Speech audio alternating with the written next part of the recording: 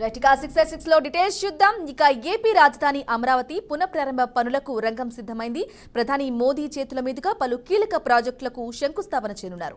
శుక్రవారం మధ్యాహ్నం 3:20 ప్రధాని మోదీ అమరావతికి చేరుకుంటారు. ఇక సాయంత్రం 5 గంటల లోపు టూర్ పూర్తవుతుంది. ఇందుకోసం ఏపీ ప్రభుత్వం భారీ ఏర్పాట్లు చేసింది. ఇందులో భాగంగా కీలక ప్రాజెక్టులకు శంకుస్థాపనలు చేయనున్నారు. రాష్ట్రానికి రానున్న ప్రధానమంత్రికి కూటమి ప్రభుత్వం ఘన స్వాగతం పలుకుతుంది. ఇక ఈ కార్యక్రమంలో పలువురు కేంద్ర మంత్రులు, రాష్ట్ర మంత్రులు సహా పలువురు పాల్గొంటారు. అయితే ఈ కార్యక్రమానికి రావాల్సిన మాజీ సీఎం జగన్, మెగాస్టార్ చిరంజీవులకు కూడా ఆహ్వానాలు పంపారు. ఇదే విషయానికి సంబంధించి పూర్తి సమాచారం మా ప్రతినిధి వాసుబాబు అందిస్తారు. వాసు, పర్యటించున్నారు. ఆంధ్రప్రదేశ్ రాజధాని అమరావతి పునఃప్రారంభ కార్యక్రమంలో పాల్గొనేందుకు నరేంద్ర మోడీ రేపు ఉదయం ఏపీకి అయితే రానున్నారు. ఇప్పటికే ఏపీలో మోడీ పర్యటనకు సంబంధించి షెడ్యూల్ అయితే ఖరారైంది. రేపు మధ్యాహ్నం 2:55 నరేంద్ర మోడీ గన్నవరం విమానాశ్రయానికి అయితే చేరుకుంటారు. గన్నవరం విమానాశ్రయం నుంచి మోదీకి మంత్రులు, కూటమి నేతలు ఘన స్వాగతం పలకడానికి ఇప్పటికే అన్ని ఏర్పాట్లు అయితే పూర్తి చేశారు. ఆ తర్వాత గన్నవరం విమానాశ్రయం నుంచి హెలికాప్టర్ ద్వారా మధ్యాహ్నం 3:15 వెలగపూడి సచివాలయం దగ్గర ఉన్న హెలిప్యాడ్కి అయితే నరేంద్ర మోడీ చేరుకున్నారు.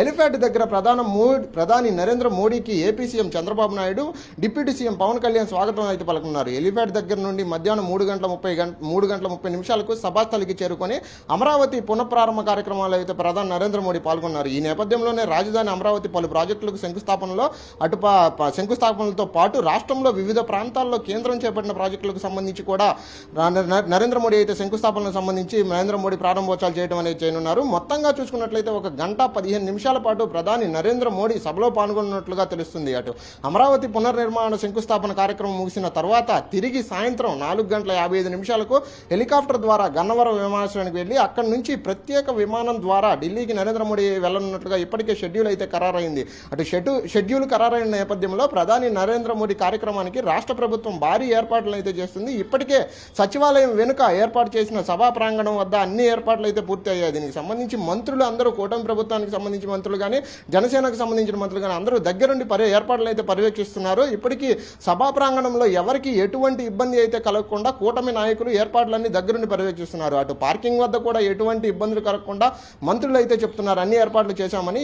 అటు ఏర్పాట్లతో పాటు సభా ప్రాంగణానికి పెద్ద ఎత్తున సమీకరణ చేసే విధంగా కూటమి నేతలు అయితే ఇప్పటికే ఏర్పాట్లు అయితే చేస్తున్నారు. ఈ సభకు సంబంధించి 29 గ్రామాలకు ప్రజలను, రైతులు స్వయంగా ముఖ్యమంత్రి చంద్రబాబు నాయుడే ఆహ్వానించినట్లుగా తెలుస్తుంది. ప్రధాని నరేంద్ర మోడీ సభకు దాదాపు 5 లక్షల మంది వచ్చే అవకాశం ఉన్నట్లుగా కూటమి ప్రభుత్వ నాయకులు కానీ, అటు అధికారులు కానీ అంచనా అయితే వేస్తున్నారు. అటు సభా స్థలానికి చంద్రబాబు తరపు నుంచి, ఇటు కూటమి తరపు నుంచి చేరుకోవడానికి ప్రత్యేకంగా రాజధాని ప్రజల కోసం 8,000 బస్సులు, రాజధాని చుట్టుపక్కల ఉన్న గ్రామాల నుంచి వచ్చే ప్రజల కోసం 6,000కు పైగా బస్సులు సిద్ధం చేసినట్టుగా ఇప్పటికే కూటమి నాయకులు అయితే చెప్తున్నారు. ఈ నేపథ్యంలోనే ప్రధానమంత్రి శంకుస్థాపన చేసేందుకు అమరావతి ఇచ్చేసిన సందర్భంగా అక్కడ రాజధాని రైతులు కూడా హర్షమైతే వ్యక్తం చేస్తున్నారు. గతంలో టీడీపీ అధికారంలో 10 సంవత్సరాల క్రితం టీడీపీ అధికారంలో ఉన్నప్పుడు ప్రధాని నరేంద్ర మోడీ శంకుస్థాపన అయితే ఉద్దండరాయని పాలెంలో శంకుస్థాపన అయితే చేశారు. ఇప్పుడు తిరిగి 10 సంవత్సరాల తర్వాత తిరిగి అమరావతి పనుల ప్రారంభానికి పునఃప్రారంభానికి శంకుస్థాపన చేయడానికి ప్రధాని నరేంద్ర మోడీ రావడం అయితే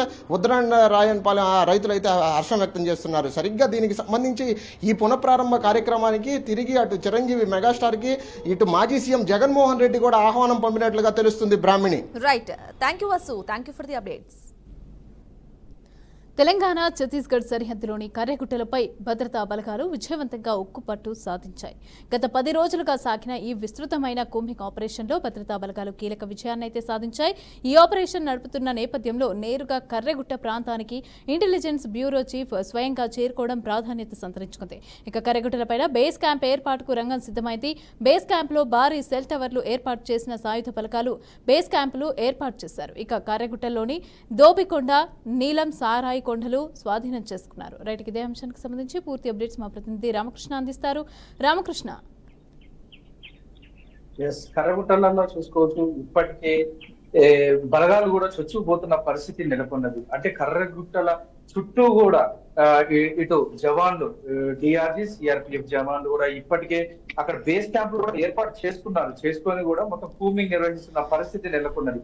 అంటే ఆపరేషన్ చూసుకోవచ్చు, మావోయిస్టులని ఏరివేతకే ఈ ఆపరేషన్ కూడా చేపట్టడం జరిగింది. ఇప్పటికే చూసుకోవచ్చు కర్రెగుట్టల చుట్టూ అనేక గిరిజన ప్రాంతాలను కూడా కొంతమందిని కూడా అమ్మాయిలు గిరిజనులు కూడా ఖాళీ చేపిస్తున్న పరిస్థితి నెలకొన్నది. అంటే కర్రెగుట్టలలో కూడా ప్రధానంగా మావోయిస్టులకు సంబంధించి కీలక నేతలు, కేంద్ర కమిటీ అంతేకాదు రాష్ట్ర కమిటీ నేతలు కూడా అక్కడ తలదాచుకున్నారు అని పక్కా సమాచారంతో కూడా 24,000 మంది బెటాలియన్ తో కూడా ఇప్పటికీ కర్రెగుట్టల్ని చుట్టుముట్టి, అంటే ఛత్తీస్గఢ్ సరిహద్దు ప్రాంతం, తెలంగాణ సరిహద్దు ప్రాంతాల్లో ఉంటుంది కర్రెగుట్టలు. ఆ కర్రెగుట్టలలో కూడా చుట్టుముట్టి జవాన్లు కూడా మొత్తం కూంబింగ్ నిర్వహిస్తున్న పరిస్థితి నెలకొన్నది. చూసుకోవచ్చు మన విజువల్లో కూడా డ్రోన్లు, అంతేకాకుండా హెలికాప్టర్ల ద్వారా కూడా ఈ జవాన్లు, అంతేకాకుండా పెద్ద ఎత్తున జవాన్లు కూడా కూంబింగ్ నిర్వహిస్తున్న పరిస్థితి నెలకొంది. అంటే మావోయిస్టు అగ్రనేతలు కూడా అక్కడ తలదాచుకున్నారు అని చెప్పేసి పక్కా సమాచారంతోనే 10 రోజుల నుంచి కూడా ఈ మొత్తం మావోయిస్టులను ఏరివేతకే మొత్తం కూంబింగ్ నిర్వహిస్తున్న పరిస్థితి నెలకొన్నది. అంటే చూసుకోవచ్చు ఇప్పటికే 3 మావోయిస్టులు, మహిళా మావోయిస్టులు కూడా ఈ ఎన్కౌంటర్ లో కూడా మృతి చెందడం జరిగింది. ముగ్గురికి కూడా 24 లక్షల రివార్డు ఉండటం జరిగింది. ఒక్కొక్కరికి 8 లక్షలు ఉన్నారు. వాళ్ళని కూడా మృతదేహాలని కూడా స్వస్థలానికి కూడా పంపించడం జరిగింది. వాళ్ళు పేరు కూడా మంగ, అంతేకాకుండా వాళ్ళని కూడా ఐడెంటిఫై చేయడం జరిగింది. అయితే ఈ కూంబింగ్ నిర్వహిస్తున్న క్రమంలో కూడా అధిక టెంపరేచర్ ఉండటం వల్ల కూడా కొంతమంది జవాన్లు కూడా అవస్థకు గురవటం, వాళ్ళని కూడా భద్రాచలం కూడా పంపించడం జరిగింది. అంతేకాకుండా పెద్ద ఎత్తున కూంబింగ్ నిర్వహిస్తున్నారు. కర్రెగుట్టలు, ఛత్తీస్గఢ్, అంతేకాకుండా బీజాపూర్, కాంకేర్, ఇటు ఒడిశా, తెలంగాణ సరిహద్దు ప్రాంతం, చింతూరు, వెంకటాపురం మొత్తం కట్టుదిట్టంగా కూడా జవాన్లు కూడా ఈ కర్రెగుట్టలు, ఛత్తీస్గఢ్ మొత్తం అటు బీజాపూర్, కాంకేర్ మొత్తం చుట్టుముట్టడం జరిగింది. ఇటు ఆంధ్రప్రదేశ్ సరిహద్దు ప్రాంతం కుంటల్లో కూడా అక్కడ కూడా మొత్తం జవాన్లు అయితే అలర్ట్ గా ఉండటం జరిగింది. మావోయిస్టులు కూడా ఈ గుట్టలలోంచి తప్పించుకోవడానికి వీలు లేకుండా మొత్తం కర్రెగుట్టలు మొత్తం కూడా చుట్టుముట్టిన పరిస్థితి నెలకొన్నది. అయితే అంటే ఎక్కువగా అయితే గిరిజన ప్రాంతాలు ఉండటం వల్ల కూడా గిరిజనులు కూడా ఇటు జవాన్లు కూంబింగ్ నిర్వహిస్తున్న క్రమంలో కూడా భయాందోళనకు కూడా గురవుతున్న పరిస్థితులు. వేసవి కాలం అందులో చూసుకోవచ్చు, వాళ్ళకి ఒక బిజినెస్ లాగా ఆకురాలే కాలం తులికాకు సేకరిస్తా ఉంటారు ఈ కాలంలో. అయితే బయటికి వెళ్ళాలన్నా సరే గిరిజనులు ఈ జవాన్లను చూసి భయపడి బయటికి కూడా వెళ్ళని పరిస్థితి నెలకొన్నది. కర్రెగుట్టలలో అయితే జవాన్లు చొచ్చుకొని వెళ్తున్నారు. మావోయిస్టు అగ్రనేతలు ఉండే ప్లేస్ కూడా పాయింట్అవుట్ చేయడం జరిగింది. ఆ ప్రాంతాలలో కూడా పోలీసులు పెద్ద ఎత్తున కూంబింగ్ నిర్వహిస్తున్నారు. ఏ క్షణమైనా పెద్ద ఎత్తున ఎన్కౌంటర్ కూడా జరగవచ్చు అని చెప్పేసి కూడా ఇటు పోలీస్ వర్గాలు కూడా చెప్తున్నారు. ఇప్పటికే బ్యూరో చీఫ్ అంటే సంబంధించిన ఆఫీసర్ తో పాటు అంతేకాకుండా ఈ 4 జిల్లాల ఎస్పీలు కూడా ఆ గుట్ట దగ్గర ఒక సమీక్ష కూడా ఏర్పాటు చేయడం జరిగింది. అంటే ఈ కర్రెగుట్టలో కూడా అగ్రనేతలతో పాటు ఇటు కేంద్ర కమిటీ ఎంతమంది ఉండుంటారు ఏంటి అని చెప్పేసి ఐడెంటిఫై చేస్తున్న పరిస్థితులు చూసుకోవచ్చు. ప్రజా సంఘాలు మార్లు కూడా ఇటు నిన్న సీతక్కను కూడా కలవడం జరిగింది. ప్రజా సంఘాలు అమాయకులు గిరిజనులు ఇబ్బందులు పడుతున్నారు ఈ కూంబింగ్ వల్ల, ఎటైనా కూంబింగ్ తక్షణమే ఆపేయాలని చెప్పేసి మంత్రి సీతక్కను కూడా కలవడం జరిగింది. అంతేకాకుండా ఉమ్మడి ఖమ్మం జిల్లాలో కూడా ఇట్లా కొత్తగూడెం, అంతేకాకుండా ఖమ్మం టౌన్ లో కూడా ప్రజా సంఘాలు ఒక నిరసన కూడా వ్యక్తం చేసిన పరిస్థితి నెలకొన్నది. అయినా సరే కేంద్ర బలగాలు, అంతేకాకుండా కేంద్రం కూడా ఇవేమి పట్టించుకోకుండా కర్రెగుట్టలలో కూడా ఎక్కువగా ఆపరేషన్ కరా కూడా కొనసాగిస్తున్న పరిస్థితి నెలకొన్నది. ఎప్పుడైతే ఈ ఎన్కౌంటర్ కూడా జరిగే ఛాన్స్ ఉన్నది, కర్రెగుట్టలు అయితే పక్కా మావోయిస్టులు ఉన్నారు అని చెప్పేసి కర్రెగుట్టల చుట్టూ కూడా పెద్ద ఎత్తున ఈ జవాన్లు కూడా కూంబింగ్ నిర్వహిస్తున్న పరిస్థితి నెలకొన్నది. డ్రోన్ల ద్వారా కూడా ఎక్కడ ఉన్నారు ఏంటని చెప్పేసి కూడా. Right, thank you Ramakrishna. సింహాచలంలో త్రిసభ్య విచారణ కమిటీ పర్యటిస్తోంది. సింహాచలం శ్రీ వారాహ లక్ష్మీ నరసింహస్వామి చందనోత్సవం సందర్భంగా నిన్న తెల్లవారుజామున గోడ కూలి 7 భక్తులు మృతి చెందిన ఘటనపై కమిటీ విచారణ చేపట్టింది. ప్రమాద స్థలాన్ని పరిశీలించిన విచారణ బృందం గోడ నిర్మాణం, క్యూలైన్ ఏర్పాటు అంశాలపై ఆరా తీస్తోంది. సింహాచలంలో గోడ కూలి భక్తులు మృతి చెందిన ఘటనపై ప్రభుత్వం త్రిసభ్య కమిటీని నియమించింది. ప్రమాదంపై 72 గంటల్లో నివేదిక ఇవ్వాలని ముఖ్యమంత్రి చంద్రబాబు ఆదేశాలు జారీ చేశారు. ఇందులో భాగంగా కాంట్రాక్టర్ లక్ష్మణ్ రావును కమిటీ విచారించింది. ఈ విచారణలో కాంట్రాక్టర్ కీలక నిజాలు బయట పెట్టినట్లు సమాచారం. గోడను బలవంతంగా కట్టించినట్లు ఆయన కమిటీకి చెప్పడం హాట్ టాపిక్ గా మారింది. ఇక దీనిపై మరింత సమాచారాన్ని మా ప్రతినిధి నాయుడు అందిస్తారు. నాయుడు. Thank you Devika. సింహాచలం శ్రీ అప్పన్న స్వామి చందనోత్సవం సందర్భంగా ఏదైతే ఈ గోడ కూలి మృతి చెందిన ఘటనపై అయితే కనుక రాష్ట్ర ప్రభుత్వం ఒక త్రిసభ్య కమిటీని కూడా నియమించింది. ఒక చైర్మన్, 2 మెంబర్లతో కూడినటువంటి కమిటీగా ఇది నిర్ణయించారు. అయితే ఇందులో చైర్మన్ గా చూసుకున్నట్టయితే కనుక మున్సిపల్ అడ్మినిస్ట్రేషన్ శాఖ ప్రిన్సిపల్ సెక్రటరీ సురేష్ కుమార్, అదేవిధంగా మెంబర్లుగా ఆర్కే రవికృష్ణ, అదేవిధంగా చూసుకున్నట్టయితే కనుక మన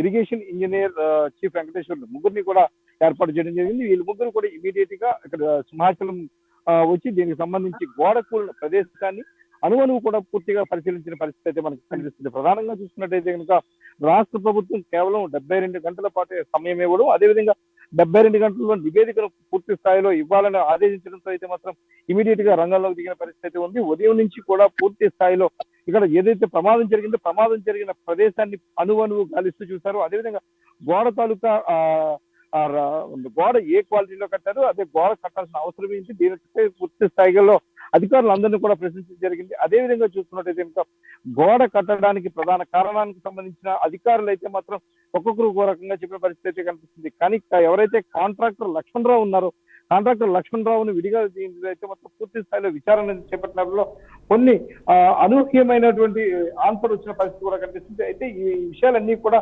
గోప్యంగా ఉంచాలని ఆదేశం వచ్చి వీటి కూడా బయటపెట్టిన పరిస్థితి లేదు. కానీ లక్ష్మణరావు అయితే పూర్తి స్థాయిలో ఈ విషయాలన్నీ కూడా చెప్తున్న పరిస్థితి ఉంది. సమయం తక్కువగా ఉన్న సమయంలో ఇలాంటి గోడను నిర్మించినట్టయితే ప్రమాదకరంగా ఉంటుందంటూ తను ముందే చెప్తానని, ఏ విధంగా కూడా ఇది శ్రేయస్కరం కాదు అంటూ లక్ష్మణరావు చెప్పే ప్రయత్నం చేసినప్పటికీ కూడా అధికారులు ఎవరూ పట్టించుకోలేదని, ఖచ్చితంగా గోడ కట్టాలి, అది కేవలం టెంపరీగా మాత్రమే ఉంటుందన్న నేపథ్యంలో అయితే గోడ నిర్మించడానికి కూడా చెప్తున్న పరిస్థితి ఉంది. ఏది ఏమైనప్పటికీ గోడ నిర్మించాల్సిన పరిస్థితి ఇచ్చినప్పుడు అది టెంపరీగా పర్మనెంట్ అనేది తీసి పక్కన పెట్టి ఖచ్చితంగా గోడ నిర్మించాలని అనుకున్నప్పుడు దాన్ని క్వాలిటీగా నిర్మించాల్సిన పరిస్థితి ఉన్నప్పటికీ కూడా ఏదో తూతుమంత్రంగా గోడ నిర్మించారు. అదేవిధంగా వాడిని ఇటుక కావచ్చు, అందులో వాడిని సిమెంట్, ఇసుక నాణ్యతపై అయితే మాత్రం చీఫ్ ఇంజనీర్ వెంకటేశ్వర దీనిపై మొత్తం పూర్తిగా ఆరా తీసిన పరిస్థితి కూడా కనిపిస్తుంది. అదేవిధంగా ఏదైతే ఈ 300 రూపాయల టోకెన్ టికెట్లకు సంబంధించి ఏర్పాటు చేసిన క్యూ లైన్లు ఏ విధంగా ఉండబట్టి ఎంత మాత్రం ప్లానింగ్ ఏంటి అన్నదానికి మొత్తం పూర్తి స్థాయిలో నివేదికలన్నీ కూడా తప్పించుకున్న పరిస్థితి ఉంది. పూర్తిగా దాన్ని ఫోటో ఆధారంగా కావచ్చు, ఇటు ఫోటో మొత్తం అన్ని కూడా దీన్ని పూర్తి ఆధారాలను కూడా సేకరించే పరిస్థితి ఉంది. ఇక్కడ సంబంధించి ఇక్కడ సింహాచలం దేవస్థానం సంబంధించి గెస్ట్ హౌస్ లో వీళ్ళందరినీ కూడా పిలిపించి ఇక్కడ అంతే మొత్తం ప్రతి ఒక్కరిని కూడా ఆరాధించిన పరిస్థితి ఉంది. అధికారులందరూ కూడా కొంతలోనే సమాధానాలు చెప్పడం చూస్తే ఉంటే కనుక ఇది మానవ తప్పని భావించవచ్చు అంటూ కూడా అధికారులపై అయితే మాత్రం చిరుపురులాంటి పరిస్థితి కూడా మనకి ఖచ్చితంగా ఇందులో కనిపిస్తుంది. ప్రధానంగా ఏదైతే 7 మృతి చెందడానికి ప్రధాన కారణమైనటువంటి గోడ నిర్మాణానికి సంబంధించి ఈ టూరిజం అధికారులకి టూరిజం సంబంధించిన ఒక ఇంజనీర్ ప్రధాన కీలక పాత్ర పోషించారంటూ కూడా చెప్తున్న పరిస్థితి ఉంది. అక్కడ ఇంజనీర్ ఉన్నారంటూ కాంట్రాక్టర్ చెప్తుండగా ఇంజనీర్ లేని సమయంలోనే కాంట్రాక్టర్ నిర్మించారంటూ కూడా కొంతమంది అధికారులు చెప్పిన తీరుని చూస్తుంటే కనుక దేవాదాయ శాఖలో ఉన్నటువంటి లొసుగులు అయితే క్లియర్ గా కనిపిస్తున్న పరిస్థితి ఉంది. ఏదైతే ఒక ఇంజనీర్ స్థానిక ఇంజనీర్ ఎవరైతే ఉన్నారో ఈయనపై అయితే ప్రధానంగా కూడా ఇవన్నీ కూడా వినిపిస్తున్న పరిస్థితి. ఎందుకంటే ఆ ఇంజనీరే మొత్తం అన్ని కూడా తానే మొత్తం చేపట్టినట్టుగా కూడా తెలుస్తూ ఉంది. ఇందులో దీనికి సంబంధించి ప్రసాద్ స్కీమ్ లో భాగంగా ఇక్కడ నిర్మాణాలు చేపడుతున్నటువంటి కాంట్రాక్టర్ చేత ఈ గోడను ఎందుకు కట్టించారన్న దానికి మొత్తం సమాధానం కూడా $1 మిలియన్ క్వశ్చన్ గా మిగిలిన పరిస్థితి ఉంది. తాను నిర్మించాలని చెప్పి తను చెప్పినప్పటికీ కూడా ఖచ్చితంగా నిర్మించాలంటూ తనపై ఒత్తిడి తెచ్చారని అదే విషయాన్ని అధికారులకు చెప్పినట్టుగా కూడా చెప్తున్న పరిస్థితి అయితే మనకి కనిపిస్తుంది. ఏది ఏమైనా పూర్తి స్థాయిలో నివేదిక బట్టబయలు అయితే తప్ప అక్కడ ఏం జరిగింది, ఇందులో ఎవరి తప్పిదం ఉంది, మానవ తప్పిదం ఎంత మేర ఉంది, ఏ అధికారుల తాలూకా తప్పిదం వల్ల ఇది జరిగిందంటూ కూడా ఇవన్నీ బయటకు వచ్చే అవకాశం ఉన్న నేపథ్యంలో అధికారులు త్రిసభ్య కమిటీ ముందు అది ఎవరెవరు ఏం చెప్తున్నారన్న దాని మీద చాలా గోప్యంగా ఉంచిన పరిస్థితి. రైట్ గా 66 లో డీటెయిల్స్ చూద్దాం. బీసీలకు న్యాయం చేయడానికి బీజేపీ ప్రభుత్వం కృషి చేస్తుందని కేంద్ర మంత్రి కిషన్ రెడ్డి తెలిపారు. స్వతంత్ర భారతదేశంలో ఇప్పటి వరకు కులగణన జరగలేదని, దేశాన్ని దశాబ్దాల పాటు పాలించిన కాంగ్రెస్ పార్టీ ఆ ఊసి ఎత్తలేదని అన్నారు. మండల్ కమిషన్ నివేదికను కూడా కాంగ్రెస్ ప్రభుత్వం పక్కకు పెట్టిందన్నారు. హస్తం పార్టీ బీసీలను పక్కన పెట్టి ముస్లింలకు ప్రాధాన్యత ఇస్తుందని దుయ్యబట్టారు. ఇక కులగణన నిర్ణయం తమ విజయంగా కాంగ్రెస్ పార్టీ గొప్పలు చెప్పుకుంటుందని, అలాంటప్పుడు కాంగ్రెస్ గత 60 ఏళ్లలో ఎందుకు చేయలేదని అన్నారు.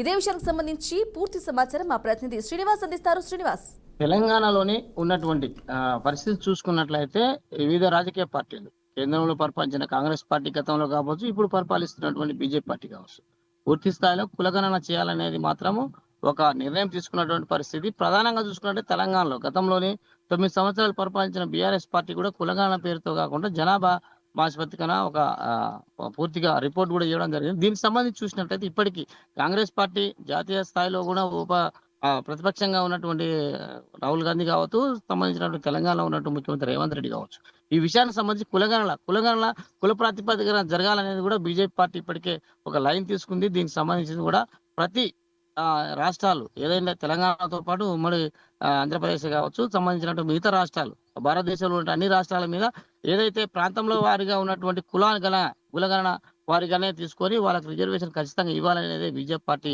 ఇప్పటికీ జాతీయ స్థాయిలో ఒక నిర్ణయం తీసుకుని దీనికి సంబంధించి కూడా కిషన్ రెడ్డి కూడా పదే చెప్తూ వస్తున్నాడు. గతంలో ఉన్న కాంగ్రెస్ పార్టీ అనేక సంవత్సరాలు పరిపాలించిన కాంగ్రెస్ పార్టీ కులగణన పేరుతో కాలయాపన చేసిన తప్పితే అధికారంలో ఉండి చేయాల్సినటువంటి కేంద్ర ప్రభుత్వంలో ఉన్నటువంటి నిర్ణయాలు కొన్ని చేయలేకపోయింది. ఇప్పుడు అధికారంలో ఉన్నటువంటి బీజేపీ పార్టీ సంబంధించిన నరేంద్ర మోడీ నాయకత్వంలో కులగణన జరుగుతుంది. ఇది సామాజిక సంబంధించిన మార్పులో భాగంగానే జరుగుతుంది.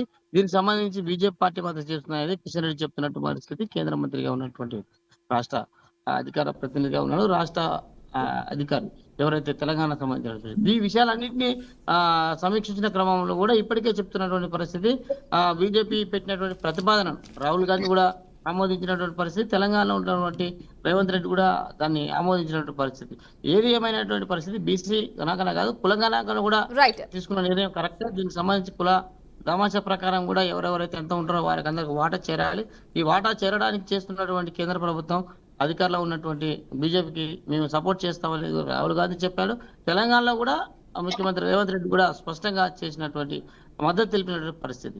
ఏది ఏమైనప్పటికీ బీసీ రాజాధికారం కోసం జరుగుతున్నటువంటి అనేక పోరాటాల్లో భాగంగానే జరుగుతున్నటువంటి రెండు జాతీయ స్థాయిలో అధికారం ఉన్న పార్టీ బీజేపీ కావచ్చు, రాష్ట్రంలో ఉన్నటువంటి అధికార పార్టీ కాంగ్రెస్ పార్టీ, ఇవన్నిటిని సమీక్షిస్తూ పూర్తిగాను బీసీలకు న్యాయం చేయాలనే ఉద్దేశంతో ఉన్నామని జాతీయ స్థాయిలో బీజేపీ చెప్తుంది, రాష్ట్ర స్థాయిలో కాంగ్రెస్ కూడా పార్టీ చెప్తుంది. అదే గత కొంతకాలంగా సభ్యతతో ఉన్నటువంటి బీసీ రిజర్వేషన్ కావచ్చు, బీసీ కులగణన కావచ్చు, జరిగినటువంటి విషయాలన్నింటినీ పూర్తిగా సమీకరించి పూర్తిగా కులగణన చేయాలనేది మాత్రమే కేంద్ర ప్రభుత్వం చేసిన దానికి రాష్ట్రంలో ఉన్నటువంటి అన్ని పార్టీలు కావచ్చు, కాంగ్రెస్ పార్టీ కూడా మద్దతు చెప్పినట్టు పరిస్థితి. ఏదేమైనటువంటి జనాభా దామాష ప్రకారం రావాల్సినటువంటి హక్కులని ప్రజలకు ఇవ్వాలనేదే బీజేపీ చేస్తుందనేదే కిషన్ రెడ్డి కూడా మీడియా సమావేశంలో చెప్పారు. దీనికి సంబంధించి తెలంగాణ సంబంధించినటువంటి కాంగ్రెస్ పార్టీ కూడా ఒక పిలుపునిచ్చారు. జాతీయ స్థాయిలోని అనేక సంవత్సరాలుగా ఉన్నటువంటి బీజేపీ పార్టీ సంబంధించినటువంటి విషయాలని సమీక్షిస్తుంది, ప్రజల యొక్క బీసీ మనోడ కొరకు అభివృద్ధి పోరాటం చేస్తుంది అనేది కూడా చెప్తున్నటువంటి పరిస్థితి. ఇది తాజా పరిస్థితి తెలంగాణలో. Right Srinivas, thank you for the updates. తిరుమలలో రోజురోజుకు మోసగాళ్లు ఎక్కువైపోతున్నారు. అమాయకపు భక్తులే లక్ష్యంగా అందిన కాడికి దోచుకుంటున్నారు. మాంగళ్య పూజ పేరిట భక్తులను మోసం చేస్తున్న మాయకాడిని తిరుమల 1 టౌన్ పోలీసులు అరెస్టు చేశారు. పూజల పేరిట మోసం చేసిన తమిళనాడు మదురైకి చెందిన మురుగన్ నాగరాజు అలియాస్ శంకర్రావును అదుపులోకి తీసుకున్నారు. ఇక గత కొంతకాలంగా తమిళనాడు రాష్ట్రానికి చెందిన 3 అమాయకపు మహిళా భక్తులను మోసగించి సుమారు 13 లక్షల విలువైన బంగారు ఆభరణాలను అపహరించినట్లుగా విచారణలో అయితే తేలింది. ఇతను దొంగతనాన్నే వృత్తిగా మార్చుకుని వరుస దొంగతనాలకు పాల్పడుతున్నట్లుగా గుర్తించారు.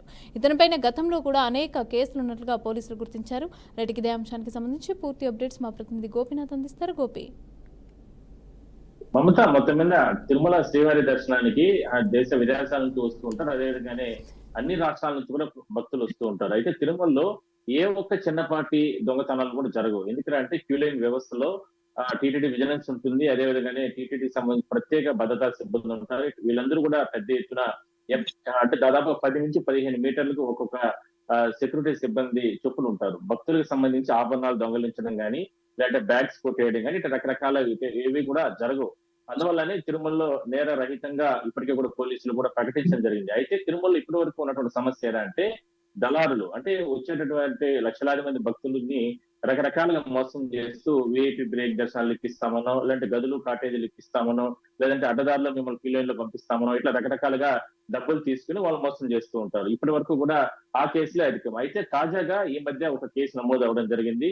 3 మహిళల దగ్గర, అంటే తమిళనాడు నుంచి వచ్చినటువంటి ఒక 3 మహిళల దగ్గర వాళ్ళు కుటుంబ సభ్యులతో కాస్త దూరంగా ఉన్న సమయంలో మాటు వేసినటువంటి అంటే గజ దొంగ అనుకోవచ్చు, లేదా నిందితుడు అనుకోవచ్చు. అతను నాగరాజు, తమిళనాడు అతను కూడా, అతను వాళ్ళని ట్రాప్ చేసి వాళ్ళ దగ్గర నుంచి కూడా అంటే పెద్ద ఎత్తున అంటే మాంగళ్య పూజ చేయిస్తానంటూ కూడా తిరుమలలో ఇది చేస్తే గాన మీ అష్టైశ్వర్యాలతో మీరు ఉంటారు, అదేవిధంగానే టీటీడీలో కూడా ఉద్యోగం వస్తుంది, ఇట్లా రకరకాలుగా అంటే వాళ్ళకి చెప్పి నమ్మి వాళ్ళకి వాళ్ళ దగ్గర ఉన్నటువంటి ఆభరణాలన్నీ కూడా తీసుకుని వాళ్ళని నేరుగా అంటే శ్రీవారి పుష్కరంలో మీరు స్నానాలు ఆచరించి, పుణ్య స్నానాలు ఆచరించి దాని తర్వాత నేరుగా ఆలయం వద్దకు రండి, ఇక్కడ మాంగళ్య పూజ కార్యక్రమాన్ని మేము నిర్వహిస్తాము, టీటీడీ తరఫున మేము నిర్వహిస్తాము, ఈ కార్యక్రమంలో కానీ మీరు పాల్గొంటే మీరు పూర్తి స్థాయిలో అస్థైశ్వర్యాలతో ఉంటారంటూ కూడా వాళ్ళు రకరకాలుగా నమ్మబలుకడం జరిగింది. ఇదే వాళ్ళ ఇంత లోపల అంటే అక్కడ పుణ్యస్థానాలు వచ్చే లోపల అతను ఆ బంగారు ఎత్తుకొని అతను కూడా ఉడాయించడం జరిగింది. అయితే ఈ కేసును పోలీసులు ఛాలెంజ్ గా తీసుకుని అంటే ఎట్లా జరిగింది ఏదైనా దానిపై పూర్తి స్థాయిలో, ఎందుకంటే తిరుమల ఆలయం ముందు ఎక్కువగా అంటే సీసీ కెమెరాలు ఉంటాయి కాబట్టి అక్కడ పూర్తి స్థాయిలో అంటే జరిగినటువంటి అంటే వాళ్ళ సంభాషణ అంతా కూడా రికార్డ్ చేసుకున్న తర్వాత దర్యాప్తు ప్రారంభించడం జరిగింది. దాని తర్వాత అతన్ని అరెస్ట్ చేసి ఈ రకమైనటువంటి మోసాలకు కూడా పాల్పడుతున్నారు తిరుమలలో అంటూ కూడా అతని పైన కఠిన చర్యలు తీసుకునే విధంగా కూడా నిర్ణయం తీసుకోవడం జరిగింది. దాదాపుగా 125 గ్రాముల బంగారం, 30 లక్షలు 30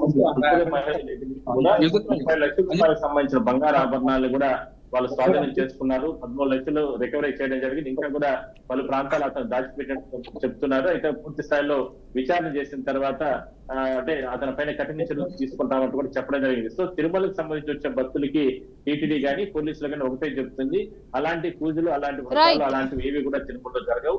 కేవలం విఐపి బ్రేక్ దర్శనాలు లేదంటే ఇట్లా రకరకాల దర్శనాలు మాత్రమే ఉంటాయి తప్ప అలాంటి ఎవరికి కూడా మోసపోకనంటూ కూడా టీటీడీ కూడా భక్తులు హెచ్చరించడం జరిగింది. Right, thank you Gopi.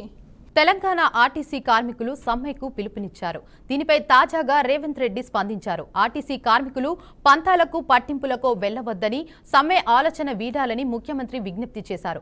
తాము అధికారంలోకి వచ్చాక తీసుకున్న నిర్ణయాలతో ఇప్పుడిప్పుడే ఆర్టీసీ లాభాల బాటలో పయనిస్తుందని, ఇటువంటి పరిస్థితుల్లో అవతలి వారు రాజకీయ ప్రేరేపితంతో, కడుపు మంటతో, అసూయతో విషపు మాటలు నమ్మి సమ్మె బాట పడితే మొత్తం ఆర్టీసీ సంస్థనే దెబ్బతింటుందన్నారు. ఏదైనా సమస్య ఉంటే మంత్రి పొన్నం ప్రభాకర్ తో చర్చించాలని, మేము చేయగలిగింది ఏది ఉన్నా చేస్తామని అన్నారు. ఈ సంస్థ మీది అని, గత ప్రభుత్వం హయాంలో ఆర్టీసీ కార్మికులు సమ్మె చేస్తే బీఆర్ఎస్ పార్టీ 50 మంది కార్మికులను పొట్టన పెట్టుకుందని, కానీ తమతో మాట్లాడలేదన్నారు. రాష్ట్ర ఆర్థిక పరిస్థితి బాగాలేదని, ఒక ఏడాది ఆగితే అంతా సెట్ అవుతుందన్నారు.